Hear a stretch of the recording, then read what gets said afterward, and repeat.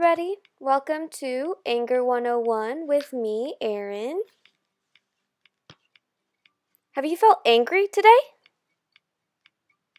Well, regardless, I'm going to teach you about how anger can be harmful, to avoid anger communication, and skills to deal with anger. The agenda for today is going to be 30% background, 20% illustrations, 25% tools, and 25% personal insight. Now, let's talk about anger. Anger is defined as an emotional response to being wronged. Everyone experiences anger on a scale of mild to full rage. We yell, throw objects, make facial expressions, and our immediate reaction is to defend ourselves and attack. It can harm our health due to excessive stress. It can also cause other emotions like jealousy. Anger is part of the 5 stages of death and dying: denial, anger, bargaining, depression, and acceptance. Anger temporarily clouds our judgments and allows us to care less about our words and actions. Be very careful when you send a text or an email when you're angry. Misunderstandings can cause more anger, so for online, write a draft and edit or send it later. And think before you speak. Now here's some constructive ways to express anger. 1. Communicate the reasons behind your anger. 2. Take some time before you express your anger. 3. Don't suppress it, try to confront it. 4. Use I statements like, I'm frustrated, my flight is delayed. And 5. Don't focus on past mistakes. Conflict and anger. There's criticism, which are complaints, contempt, which is a direct attack, defensiveness, being the victim, and stonewalling, withdrawing completely from the conversation. All of these conflict types typically lead to angered conversations based on regularity and depth of the situation. The adolescent anger rating scale.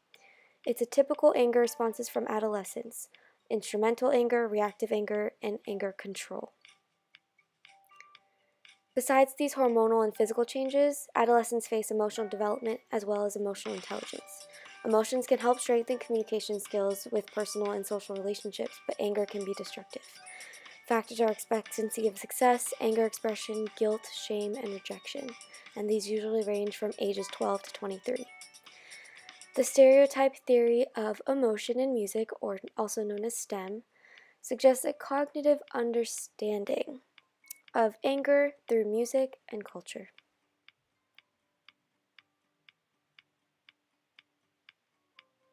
Now, when is anger appropriate, you might ask? Well, college students judged their teachers on distributive passive aggression and integrative assertion or non-assertive denial. Anger is natural, but as anger intensity from teachers increase, students begin to correlate it with inappropriateness.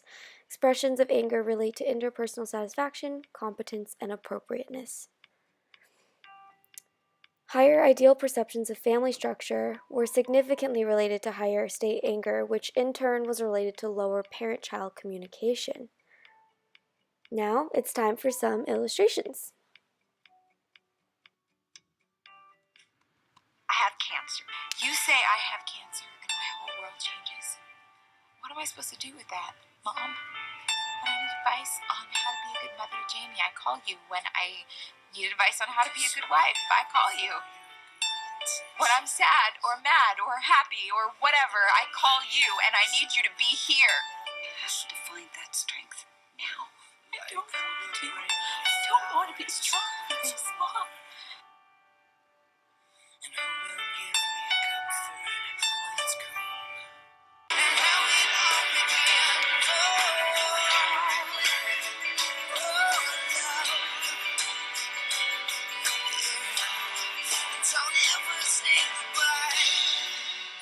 How completely broken this world is.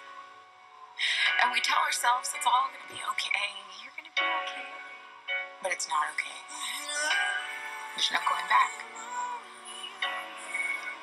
There's no magic in the world. It's not today, there's it.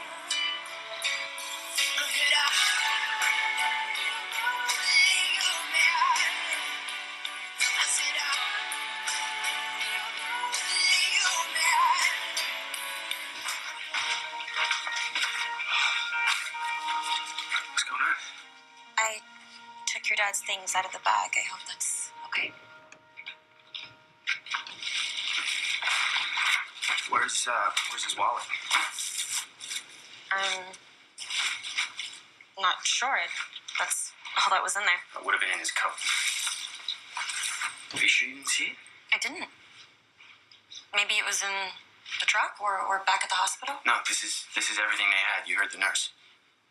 Okay, well, worst case scenario, it's just a wallet. Everything that is important to my dad is in that wallet. He doesn't go anywhere without it. For all we know, it's that Pops. Why did you even open the bag? I thought I wanted to help. No, seriously, why are we here?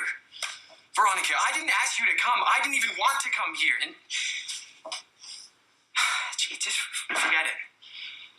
Just go. I'll take care of this. I'll see you back at the hospital, or I'll call you.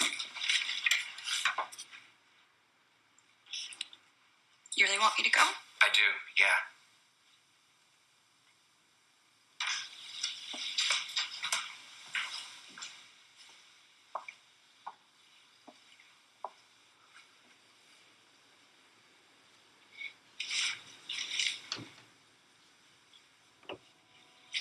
I'm sorry, no. What? I'm sorry, but I'm not going. Archie, you shouldn't be alone right now. You're angry and hurting and probably terrified.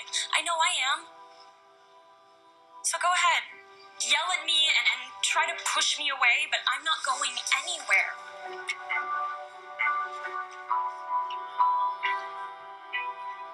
Okay.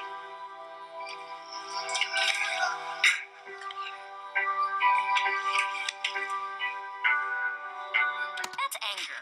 He cares very deeply about things being fair. So that's how you want to play it, old man? No dessert? Oh, sure. We'll eat our dinner right after you eat this.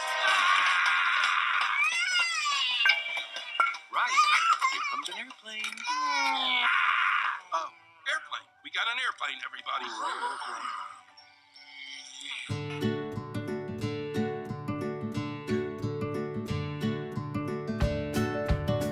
Try to figure out what's going on, of course, and then just try to make as happy as possible. And if it's something that I can't do, if it's something that like is against the restaurant rules or something that I'm not allowed to do, then I won't do it.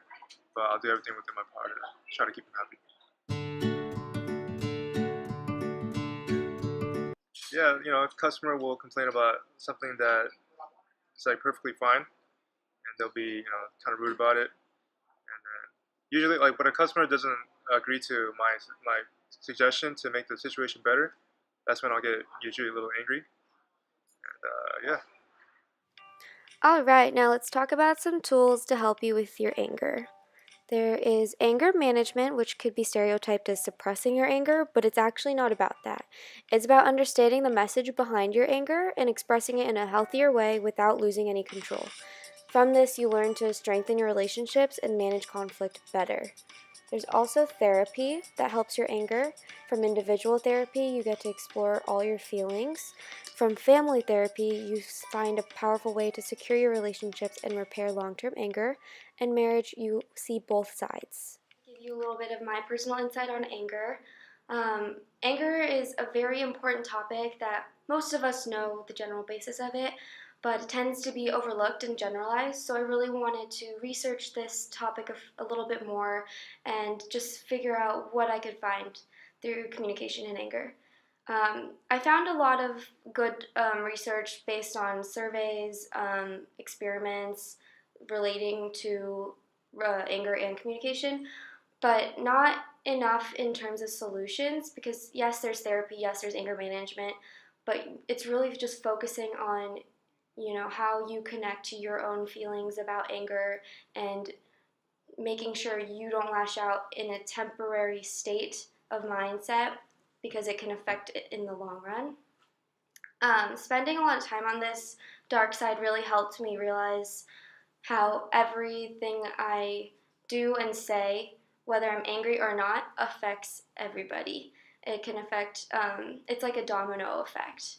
So you really need to think before you speak, and just remember that, you know, your feelings are temporary. It will change. I've connected to others based on working with this topic, anger, because especially with my younger brothers, you know, they tend to lash out a lot at me, And me being the oldest, I need to be the role model for them, and just to make sure that I learn all of this, I can teach to them too. It's a small thing, but the small things make the big things. My perspective change on this, basically just on reframing your mindset to what I said before on anger. So last but not least, anger shouldn't be viewed as something super negative. It happens, it's natural.